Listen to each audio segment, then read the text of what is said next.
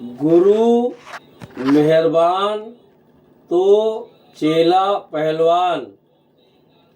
कभी अपनी शक्तियों पर घमंड व अहंकार न करें। ओम श्री हरिओम। माते श्री महाकाली सिद्ध दिव्य दरबार के साथ जय जयकार होती रहे। यदि आपके ऊपर ईश्वरीय शक्तियों का और गुरु का आशीर्वाद बना हुआ है तो आपको कोई हराने वाला नहीं है। आपकी हमेशा विजय ही होगी। इसीलिए ये कहावत बहुत प्रचलित है कि गुरु मेहरबान तो चेला पहलवान। गुरु अगर रुष्ट है तो चेले की कोई औकात नहीं बचती। एक प्रसंग है, एक निर्जन स्थान पर एक सिद्ध अघोरी कपालिक महात्मा रहते थे। उनके पास काफी लोग अपनी इच्छाओं को, परेशानियों को लेकर के जाते और वो महात्मा उन लोगों की दिक्कतों को आसानी से हल कर देते। और कुछ उनके शिष्य भी थे जिनको वो अपनी विद्याओं का ज्ञान कराते थे। उनमें से एक साधु काफ़ी विवेकवान था। उसने बहुत जल्द ही अपने गुरु की दी गई शिक्षाओं को ग्रहण कर लिया और उसके अंदर काफ़ी अधिक शक्तियाँ आ गईं। और कुछ समय बाद उसने अपने गुरु से आशीर्वाद लेकर जब उसकी दीक्षा पूरी हो गई तो कहा, गुरुजी, मैं लोगों की भलाई करने के लिए अन्यत्र स्थान पर जाता हूँ। गुरु ने आशीर्वाद दिया, कहा जाओ, तुम्हारी हर मनोकामना पूर्ण होगी। तुम अच्छा कार्य करते रहना। तुम्हारे द्वारा किए गए कार्य से तुम्हारा काफ़ी नाम और यश बढ़ेगा। वो महात्मा वहाँ से चले गए। काफ़ी दूर स्थान पर उन्होंने जा कर के एक कुटिया बनाई और धीरे धीरे लोग वहाँ पर अपनी समस्याओं को लेकर के आने लगे और वो महात्मा उन लोगों को तुरंत ही उनकी समस्याओं को हल कर देते। धीरे धीरे उनके आश्रम में काफ़ी भीड़ जुटने लगी। चारों तरफ उनका नाम होने लगा। लोग काफ़ी दूर दूर से अपनी परेशानी और समस्याओं को लेकर के उनके पास आते और वो उसका हल कर देते। परंतु वो चमत्कारिक चीज़ों का दिखावा बहुत करते। मैंने ये इस तरह से ही किया, उस तरह से ही किया, काफ़ी उसका बखान करते। जबकि उनके गुरु द्वारा कहा गया था, कभी भी इन शक्तियों का आप चमत्कारिक बखान या किसी तरह का कोई घमंड नहीं करेंगे। परंतु वो महात्मा गुरु जी की इन बातों को भुलाकर अपने मान और यश में इतना ज़्यादा खो गए कि उन्होंने प्रतिदिन लोगों को कोई न कोई अपनी सिद्धियों द्वारा चमत्कार दिखाना चालू कर दिया। इससे उनका मान और सम्मान और भी बढ़ने लगा, काफ़ी उनका नाम हो गया। काफ़ी समय गुजरने के बाद उनको ध्यान आया कि चलो एक बार गुरु जी से अपने मिल आते हैं, देखें वो किस हालत में हैं। जब सभी भक्तों को मालूम हुआ कि इनके भी कोई गुरु हैं, तो उन लोगों ने सोचा कि जब ये महात्मा या साधु इतने महान हैं तो इनके गुरु कितने महान होंगे। सभी लोगों ने कहा, गुरुजी हमको भी अपने साथ अपने गुरु के दर्शन करवाने अवश्य ले चलिएगा। उन्होंने कहा ठीक है, सभी लोग हमारे साथ चल सकते हैं। एक दिन वो महात्मा साधु या गुरुजी जो भी कहें अपने गुरु से मिलने के लिए चले।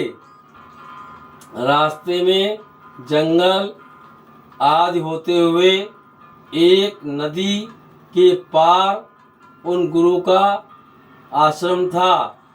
उन्होंने सभी भक्तों से कहा कि देखो पुल बना हुआ है, नाव भी है, जो जैसे चाहे पार कर सकता है, परंतु मैं तुमको एक चमत्कार दिखाता हूँ। मैं पानी पर चल करके जाऊंगा। सभी लोग हतप्रभ रह गए और वो गुरुजी पानी पर चलते हुए नदी पार कर गए। जब वो गुरुजी के आश्रम में पहुँचे, वहाँ जाकर के उनको दंडवत प्रणाम किया। गुरुजी ने पूछा क्या हाल है बेटा? उन्हें कहा गुरुजी सब आपके आशीर्वाद का फल है। आज जहाँ देखो हमारा यश है, मान सम्मान है, लोग हमें बहुत मानते हैं। गुरुजी ने कहा बेटा मैंने तुमको ये विद्या इसलिए नहीं दी थी कि तुम अपने मान सम्मान और अपने यश के कारण ये कार्य करो, और इससे ऐसा प्रतीत होता है तुम्हारे अंदर कहीं न कहीं कोई घमंड या अहंकार की भावना आ रही है। सभी भक्तों के सामने जब उनके गुरु ने ये बात कही तो थोड़ा उनको खराब लगा। उन्होंने कहा नहीं गुरुजी ऐसा नहीं है। तब गुरुजी ने कहा नहीं बेटा, मैं ये बताओ तुम अपने यहाँ से हमारे पास कैसे आए? तब उन्होंने बताया कि मैं इसी तरह आया। तब गुरुजी ने कहा बेटा ये बताओ, जब 4 आने दे करके तुम नाव द्वारा नदी को पार कर सकते थे या पुल पर से हमारे आश्रम आ सकते थे, तुमने लोगों को दिखाने के लिए कि मेरे अंदर इतनी शक्ति है, इतना चमत्कार है, तुमने अपनी जो 3 साल में तपस्या से शक्ति एकत्रित की थी उसको 4 आने में बर्बाद कर दी। इस दिखावे से तुम्हारा 3 साल की तपस्या व्यर्थ गई। आगे ऐसा कभी मत करो, नहीं तो तुम्हें हाथ उठानी पड़ सकती है। हमेशा चमत्कार और दिखावे से बचो, लोगों की सेवा करो, अच्छी बात है, परंतु दिखावा कभी मत करो। इतना कहकर गुरुजी ने कहा ठीक है अब तुम जा सकते हो। परंतु वो महात्मा थोड़ा गुरुजी के प्रति गलत धारणा मन में ले आए कि सबके सामने गुरुजी ने हमारी बेइज्जती की है, ये ठीक नहीं किया। उन्होंने चलते समय ठीक से कोई अभिवादन भी उनसे नहीं किया। गुरुजी बहुत ही चमत्कारिक थे, बहुत ही ज्ञानी थे। उन्होंने अपने चेले की भावों को समझ लिया। जब वो चलने लगे तब गुरुजी ने कहा, रुको बेटा, आज तुमको जो ये मान सम्मान मिल रहा है ये सब ईश्वरीय शक्तियों के प्रताप और गुरु के आशीर्वाद से मिल रहा है। यदि कभी कोई आपको अपमान मिले तो कभी परेशान मत होना, क्योंकि जो मान सम्मान तुमको मिल रहा है वो तुम्हारे कारण तुमको नहीं मिल रहा है। इस बात से वो और भी थोड़ा खिन्न हो गए और वापस अपने आश्रम में जाकर के उन्होंने और भी धीरे धीरे चमत्कार दिखाने चालू कर दिए। धीरे धीरे गुरु की कृपा उनके ऊपर से कम होने लगी और उनके द्वारा दिखाए जा रहे चमत्कार धीरे धीरे कम होने लगे। लोग उनके दरबार आते, आश्रम आते, परंतु धीरे धीरे लोगों को लाभ होना कम हो गया। एक दिन ऐसा आया कि उनके यहाँ लोगों ने आना बिल्कुल ही बंद कर दिया। वो बहुत ही निराश हो गए, ये क्या हो गया, हम तो इतना तपस्या करते थे, इतना लोग भला करते थे। वो बहुत ही कुपित हुए और अपने पास इतनी भीड़ हमेशा देख करके हमेशा खुश होते थे। अब उनके पास कोई भीड़ नहीं रहती थी तो काफ़ी दुखी रहने लगे। वो पुनः एक दिन अपने गुरुजी के पास गए और उनके चरणों में अपना सिर रख दिया।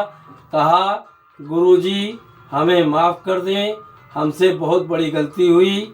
हमने अहंकारवश आपका अपमान किया, आपके द्वारा कहे गए वचनों का पालन नहीं किया। आज हमारे पास कोई भी नहीं आता है। तब उन गुरुजी ने कहा, बेटा इसमें कोई दिक्कत नहीं है। जो मान सम्मान तुम्हें मिल रहा था वो ईश्वरीय शक्तियाँ और गुरु कृपा से मिल रहा था, लेकिन तुमने उन्हें अहंकार और दिखावे में बर्बाद कर दिया। तुम आराम से जाकर के सीधे साधे ढंग से लोगों की सेवा करो और किसी दिखावे से बचो। देखना तुम्हारा मान सम्मान पुनः वापस आ जाएगा। उसके बाद वो महात्मा या गुरुजी वहाँ से चले गए और निस्वार्थ लोगों की सेवा करने लगे। धीरे धीरे उनके अंदर पुनः शक्तियाँ आने लगी, लेकिन उन्होंने हर दिखावा बंद कर दिया, सिर्फ लोगों की भलाई में लगे रहे। इसका सीधा सा तात्पर्य है, यदि आपके पास कोई ईश्वरीय शक्तियों की ताकत है, किसी गुरु का आशीर्वाद है, तो उसे आप कदापि चमत्कार रूप में न दिखाएं, न प्रकट करें। आपके अंदर जो शक्तियां हैं उन्हें सिर्फ लाभ में लगाएं और अपने अंदर अहंकार कभी न लाएं। यदि कोई पूछे, गुरुजी ये सब आपकी कृपा है, तो आप कहें नहीं, ये सब माते श्री महाकाली व ईश्वरीय शक्तियों की कृपा है, हमारे गुरु की कृपा है। उन्हीं की कृपा से हम आप लोगों की सेवा कर रहे हैं, जिससे आप लोग स्वस्थ होते हैं।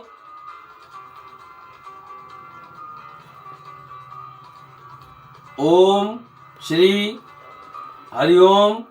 माते श्री महाकाली सिद्ध दिव्य दरबार की सा जय जयकार होती रहे।